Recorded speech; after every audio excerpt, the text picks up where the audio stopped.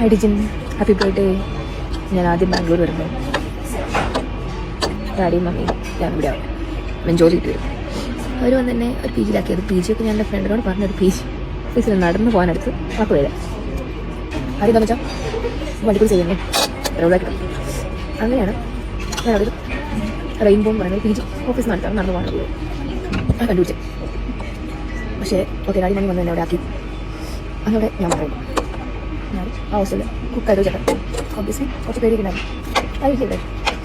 അപ്പോൾ അവർ പറഞ്ഞില്ല, വേറെ ആൾക്കാർ ബുക്ക് ചെയ്തിട്ടുണ്ട്, ഒരു നാളെ വരും, മറ്റന്നാൾ വരും നമുക്ക് പറഞ്ഞു. നമ്മളൊക്കെ മനസ്സിലായി വലിയ മുറിയില്ല, 4 ഷെയറിംഗ് മുറി ഞാൻ എടുത്തു. ഒരു ദിവസം നിന്നു, 2 ദിവസം നിന്നു, ഒരു പട്ടിക്കുറുക്കനും വന്നില്ല. ഞാൻ ആ പി ജി തന്നെ. പക്ഷെ ഞാനവിടെ നിന്നു കേട്ടോ, 2-3 ദിവസം നിന്നു. തേഴ്സ്ഡേയും മൺഡേയും വരേണ്ടി തോന്നുന്നു അന്ന് ആ കമ്പനിയിലെ ജോയിനിങ് ഡേയ്സ്. അപ്പം ഞാൻ ജോയിൻ ചെയ്യുന്ന ഒരു തേഴ്സ്ഡേ ആണെന്നാണ് എൻ്റെ ഓർമ്മ. വെയിറ്റ് വെരിഫിക്കേഷൻ ഒന്നും പോകുന്നില്ല വരെ. അപ്പോൾ സൺഡേ ആയിട്ടോ. തേഴ്സ്ഡേ വന്നാൽ ഞാൻ സൺഡേ വരെ അവിടെ തന്നെ നിന്നു.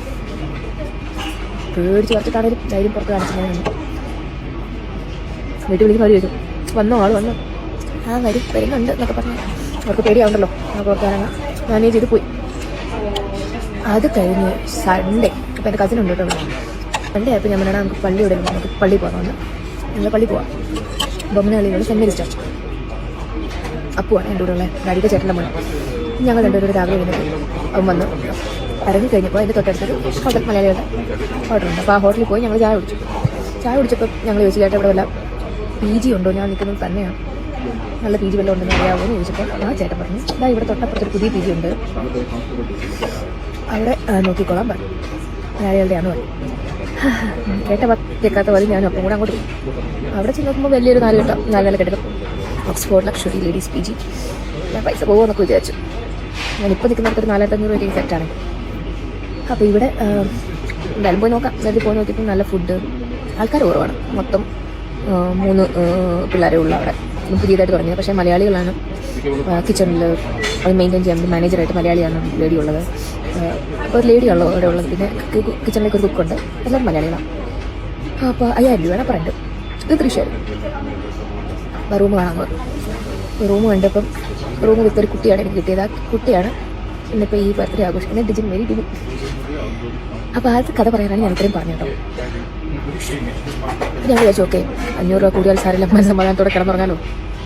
ഷിഫ്റ്റ് അന്നേരം തന്നെ ഞങ്ങൾ പോയി. വലിയ സാധനമൊന്നുമില്ലല്ലോ, ഒരു ബാഗിൽ കുറച്ച് തുണിയായിട്ടുള്ള കാട്ടി നേരി. ആ സാധനം കൂടെ നേരെയാണ് ഇപ്പോൾ വന്ന് ജോയിൻ ചെയ്തു. രാവിലെ ബസ്സിന് പോകണം, പക്ഷെ 5 രൂപ പോയിന്റാണ്. അത് കഴിഞ്ഞ് നടക്കണം.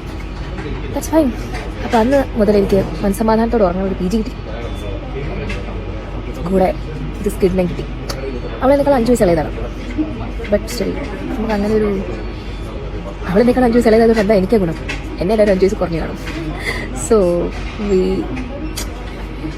ഞങ്ങളവിടെ ഞങ്ങളുടെ ബോണ്ട് ഡെവലപ്പ് ചെയ്ത് ഞങ്ങൾ സ്മൂത്തായി ഹാപ്പി. എനിക്കവിടെ വേറെ റൂം എടുക്കായിരുന്നു, പക്ഷെ എന്തോ അവളുടെ റൂമിൽ പോയി. ബാക്കിയുള്ള റൂം കാലിയുണ്ടോ? ആ റൂമിലേക്ക് പോയി. ഒത്തിരി വിഷമങ്ങളും സങ്കടങ്ങളൊക്കെ ആയിട്ടായിരുന്നു അന്ന് അവളവിടെ ഉണ്ടായിരുന്നത്. But now she is the most happiest girl I know. Girl അല്ല കേട്ടോ, അവളിന്നൊരു അമ്മയാണ്. അവൾക്കൊരു മോളുണ്ട്. എത്ര പെട്ടെന്ന് കാലങ്ങൾ പോയോ, എത്ര പെട്ടെന്ന് ആൾക്കാർ മാറിയോ. അപ്പോൾ ഇത് love between us still stays same and it grows on. Never കുറഞ്ഞിട്ടില്ല. ഞാൻ ഇത്രയൊക്കെ പറയാമായിരുന്നു. I'm so happy for you Dijin. കുഞ്ഞമ്മ എന്നെ അന്നമ്മ അവൾ വിളിച്ചോണ്ടിരുന്നത്. അപ്പോൾ അവളെ കുഞ്ഞമ്മ. അങ്ങനെ അന്നമ്മ കുഞ്ഞമ്മ ഒരു ബന്ധമായിരുന്നു ഞങ്ങൾ. Miss you dear. Happy birthday to you. Stay safe, stay happy.